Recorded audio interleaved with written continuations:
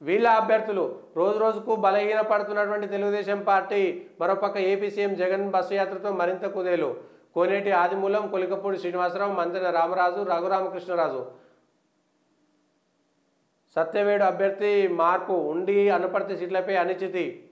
మొత్తానికైతే కూటమికి సంబంధించినటువంటి అంశంలో జగన్ ఒంటరిగా పోతున్నాడు.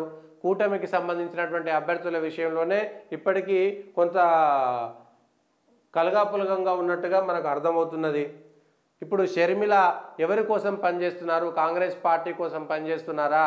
కాంగ్రెస్ పార్టీ ద్వారా ప్రచారం చేసి వైఎస్ఆర్సీపీకి రావాల్సినటువంటి, రాజశేఖర రెడ్డికి రావాల్సినటువంటి పేరును, జగన్కు రావాల్సినటువంటి రాజశేఖర రెడ్డి అభిమానుల ఓట్లను చీల్చేటువంటి ప్రయత్నం పరోక్షంగా చంద్రబాబు నాయుడు కోసం పనిచేస్తుందా అనేటువంటి చర్చ మాత్రం సాగుతున్నది. అది నిజమా కాదా తెలియదు.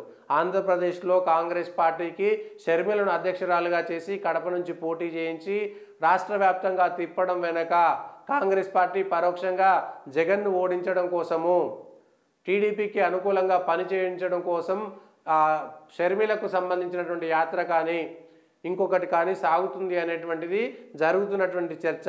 ఎన్నికల ఫలితాల తర్వాత నిజంగా ఆ పార్టీ ఓట్లు చీల్చడానికి చేసిందా, లేదంటే నిజంగా ఏం చేయబోతున్నది అనేటువంటిది రెండు జగన్ కుటుంబంలో లుకలుకలు ఉన్నాయనేటువంటిది ప్రజల్లో చర్చ పెట్టడానికి కూడా వాడుకునేటువంటి ప్రయత్నం చేస్తున్నారనేటువంటిది ఒక చర్చ. మరి దాంట్లో సఫలమవుతారా, విఫలమవుతారా, ఆంధ్రకు సంబంధించినటువంటి ప్రజలు ఏ విధంగా స్పందిస్తారో చూడాలి.